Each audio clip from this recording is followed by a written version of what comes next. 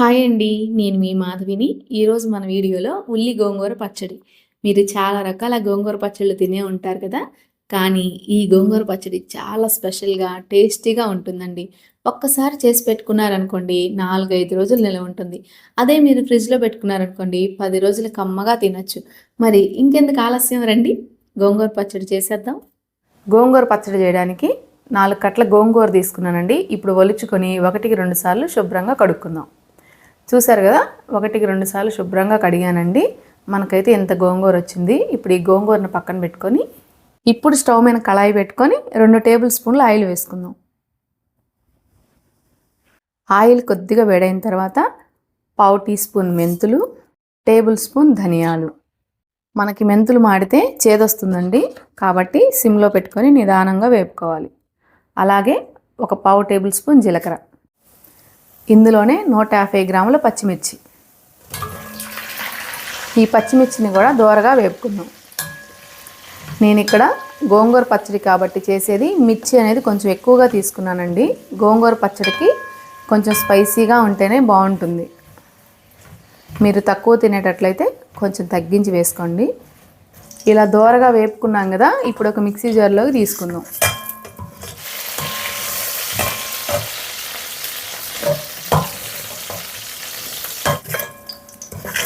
ఇందులోనే ఒక పెద్ద సైజు టొమాటో ముక్కలు, కడిగి పెట్టుకున్న గోంగూరని వేసి స్టవ్ని మీడియం ఫ్లేమ్లో పెట్టుకొని మధ్య మధ్యలో కలుపుకుంటూ మూత పెట్టి ఉడికించుకుందాం.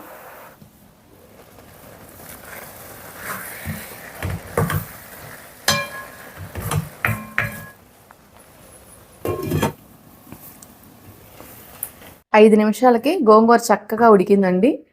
ఇప్పుడు స్టవ్ ఆఫ్ చేసుకొని కొద్దిగా చల్లారబెట్టుకుందాం. ఇందులో 2 టేబుల్ స్పూన్ల రాళ్ళ ఉప్పు. పచ్చళ్ళ చేసేటప్పుడు ఎప్పుడైనా రాళ్ళ ఉప్పు వేసుకోండి, టేస్ట్ బాగుంటుంది, మనకి త్వరగా మెదుగుతుంది. ముందుగా ఈ పచ్చిమిర్చిని గ్రైండ్ చేసుకుందాం. ఇలా గ్రైండ్ చేసుకున్నాం కదా, ఇప్పుడు చల్లారిన గోంగూరను కూడా వేసుకొని పల్స్ ఇచ్చుకుంటూ మరోసారి గ్రైండ్ చేసుకుందాం. గోంగూర వేసినాక ఓవర్గా గ్రైండ్ చేయకూడదండి, జస్ట్ ఒక 2 సార్లు పల్స్ ఇస్తే సరిపోతుంది.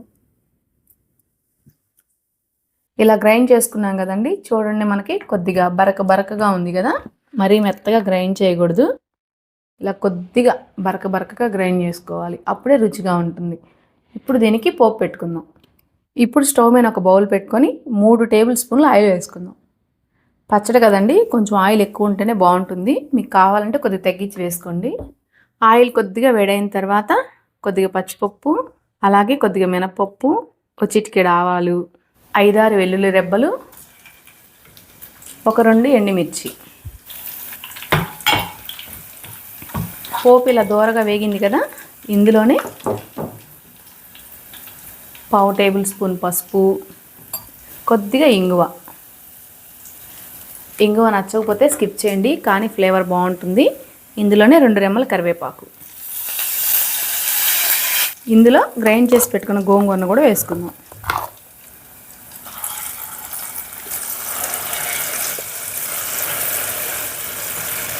ఇలా వేసుకున్నాం కదా, ఇప్పుడు స్టవ్ ఆఫ్ చేసుకొని ఇందులోకి కొద్దిగా కొత్తిమీర, అలాగే కట్ చేసి పెట్టుకున్న ఒక పెద్ద సైజు ఉల్లిపాయ ముక్కలు.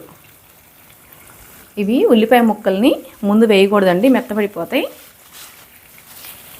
స్టవ్ ఆపుకున్న తర్వాత వేసుకోవాలి.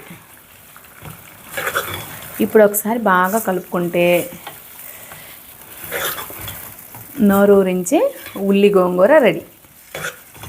వేడి వేడి అన్నంలో కనుక గోంగూర వేసుకొని నెయ్యి వేసుకొని తింటే ఇంకే కూరలు ఏమీ అవసరం లేదండి. ఈ పచ్చడితోనే అన్నం మొత్తం తినేస్తారు. చూస్తుంటేనే చూడండి ఎలా ఉందో. రండి, వేడి వేడి అన్నంలో నెయ్యి వేసుకొని కమ్మగా తిందాం. ఉల్లి గోంగూర పచ్చడి అయితే టేస్ట్ అద్దరిపోయిందండి. ఈ వేడి వేడి అన్నానికి, నెయ్యికి, ఈ పచ్చడికి అబ్బా తింటుంటే మాటలు లేవండి. ఆ ఉల్లిపాయ ముక్క అలా తగులుతూ ఉంటే ఒక ముద్ద 2 ముద్దలతో ఆగరండి బాబు, అంత కమ్మగా ఉంది. మరి మీరు కూడా నేను చెప్పినట్లు ఒకసారి ట్రై చేసి అది ఎలా వచ్చిందో కామెంట్ సెక్షన్లో చెప్పండి. ఈ వీడియో కనుక మీకు నచ్చినట్లయితే ఒక లైక్ చేసి షేర్ చేసి మన ఛానల్ని సబ్స్క్రైబ్ చేసుకోండి. అందరికీ శ్రీరామనవమి శుభాకాంక్షలు. Thank you.